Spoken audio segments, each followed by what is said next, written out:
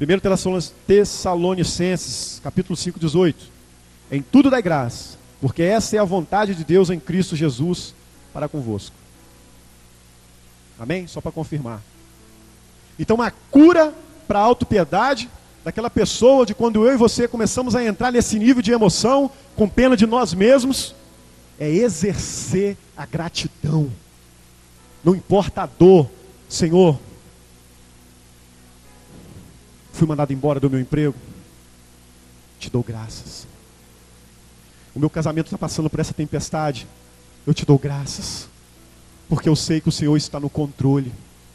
E começa a adorar, começa a liberar palavras, começa a liberar palavras de alegria, palavras proféticas, palavras de vencedor, porque a autopiedade é pecado.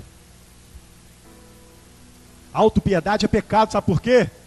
Porque quando você se coloca em uma posição de que você não é nada, de que você não pode nada, você está indo contra a palavra de Deus, porque a palavra de Deus diz que você é mais do que vencedor.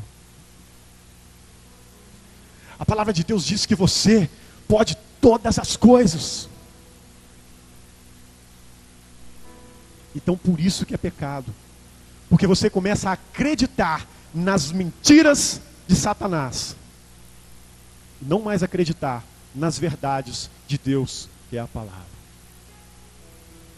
Aí você não vence a autopiedade, se alojou a tristeza se prolonga, você começa a viver triste, começa a ter pena de si mesmo, aí o caldo começa a engrossar, porque o próximo passo, nas suas emoções, o fundo do poço, você passa a ter ódio de si mesmo, insatisfação de si mesmo. Eu não presto, eu nasci para sofrer. Você já viu aquelas pessoas que começam a se xingar? Eu tenho um tio que é assim, cara. É terrível, o cara começa a se xingar. Terrível. Ele começa a se amaldiçoar. Eu não presto. Ih, rapaz. Aí uma pessoa chega e fala assim, poxa, por que você trabalha em tal área, rapaz? Que você não estuda, não faz um cursinho aqui para você chegar em tal lugar. Aí, rapaz, ó, deixa. Eu não consigo, você acha? Um negócio meu é isso aqui, acabou. Poxa, por que você não prega a palavra? Ó, eu não presto. Aí a pessoa tem uma frustração no casamento, uma frustração em alguma área, nunca mais quero casar. Nunca mais quero me ter relacionamento com ninguém. Namorar, você acha? A pessoa começa a ter ódio de si mesmo, ódio da vida. Começa a ter ódio da vida. A pessoa fica cega. Já aconteceu isso com você? Isso já aconteceu comigo. Cheguei a um momento onde eu comecei a me amaldiçoar. Eu não presto. Quem sou eu para lá estar pregando lá na frente? Eu olhava muito para as pessoas. Quem sou eu para poder ministrar? Quem sou eu? Eu não presto. A pessoa começa a ter ódio de si mesmo. Aí começa a piorar a situação. A pessoa não vai vencendo. É aonde se instala a depressão. O que é depressão? Maneira errada de lidar com os sentimentos anteriores.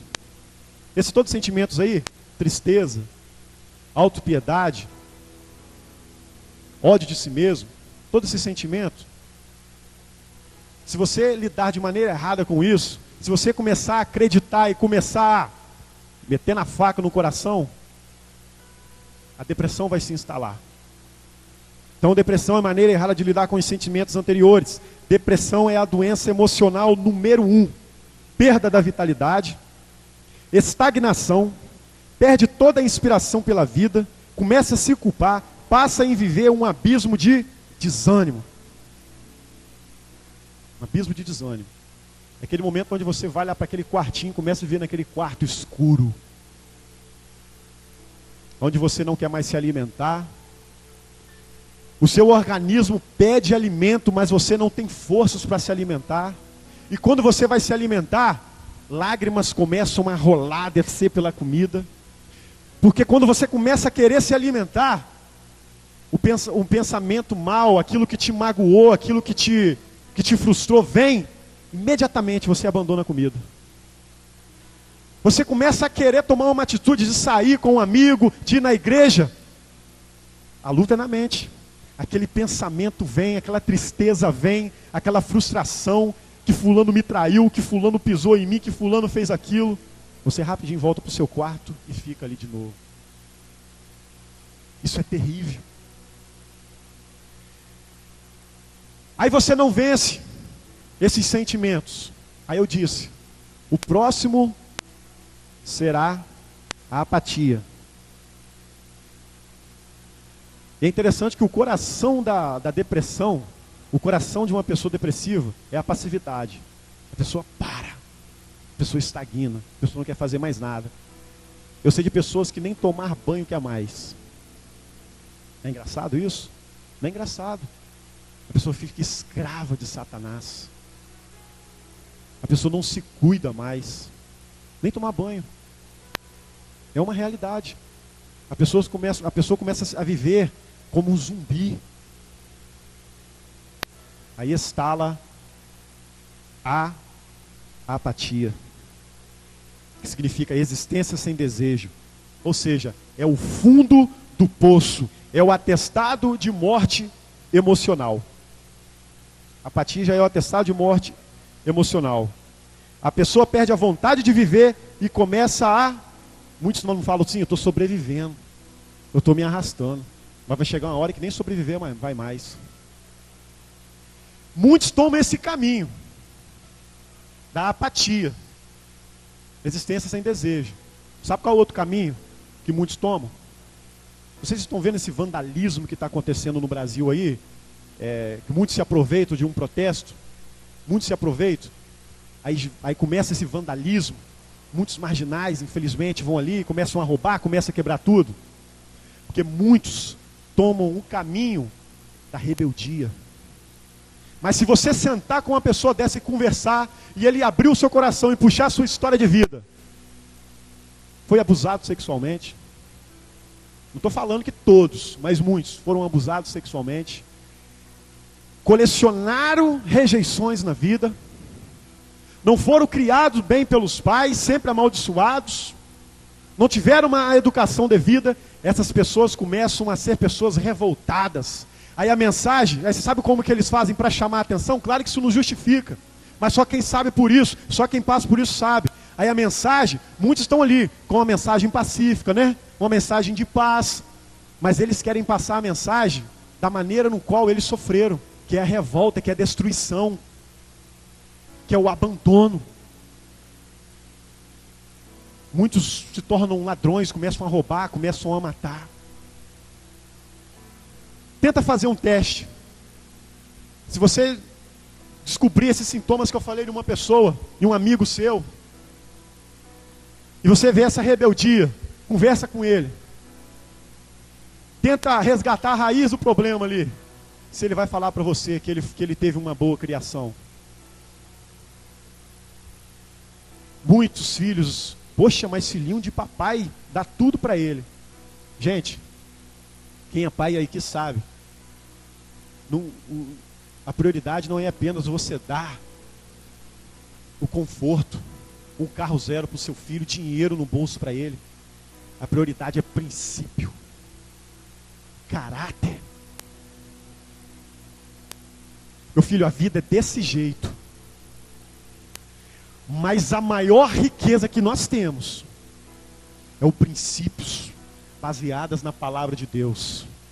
Santidade, caráter, honestidade, dignidade. Você pode passar fome, mas não rouba não, meu filho. Pede, mas não rouba. E todo filho que é criado na base dos princípios na palavra, eu tenho certeza que não perece, porque se perecer, a palavra de Deus ela é mentirosa. Todo filho que é criado de forma sábia, ele não vai perecer. Ele vai passar dificuldades, porque no mundo tereis aflições. Ele vai passar por frustrações, mas ele vai conseguir dar a volta por cima. Ele não vai se rebelar. Ele não vai passar a mensagem dele, não vai querer chamar a atenção dele na vida, quebrando tudo. Mas ele vai dar a volta por cima, mesmo sofrendo e com dor. Temos o exemplo de José. Lembra, a história de José é muito conhecida. Gênesis capítulo 37 ao 40, Gênesis 37 ao 47. Não, capítulo 41, do 37 ao 47, se eu não me engano. Se eu estiver errado, preciso corrigir, mas é uma palavra muito conhecida. Só resumindo, o que aconteceu com aquele jovem, ainda jovem, traído? E aprenda uma coisa, você não pode ser traído. Por que a dor da traição? Eu aprendi isso ouvindo uma palavra do pastor Malafaia. Por que a traição ela dói muito? Porque você não pode ser traído por uma pessoa que você não conhece. Você vai ser traído por uma pessoa próxima de você. Alguém do seu trabalho, alguém da sua própria casa, alguém de dentro da igreja. Por isso que a traição dói. Que é a pessoa que está do seu lado, convivendo com você.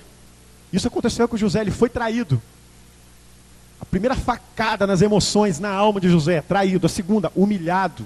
Jogaram ele num buraco e falaram que ele era doido, que ele era escravo.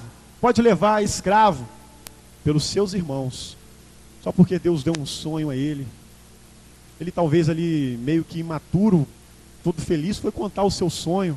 E nesse sonho ele prevalecia, né? Ele se colocava, onde Deus depois levou ele a ser governador. Ele se colocava em uma posição sobre os irmãos, e os irmãos não entenderam muito, veio a inveja, e fizeram isso com ele. Pois foi vendido como escravo, injustiçado, pois foi preso inocente. Preso. Olha que situação, gente. A igreja aqui está indo, né? Está tendo essa experiência. Em nome de Jesus, eu quero ter essa experiência. Estou me preparando. Eu não quero chegar de qualquer jeito, de poder ir lá no presídio e ajudar de alguma forma.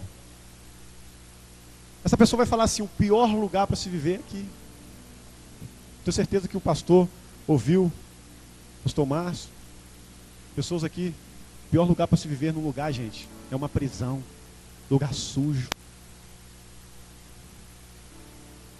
Não tem paz, é briga. Talvez, se eu tivesse preso, eu não ia dormir de noite. Se eu tivesse com alguns camaradas do meu lado, com medo de acordar morto.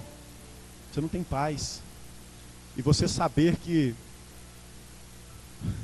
Deus fez um sol tão maravilhoso, e Deus fez um mar tão maravilhoso,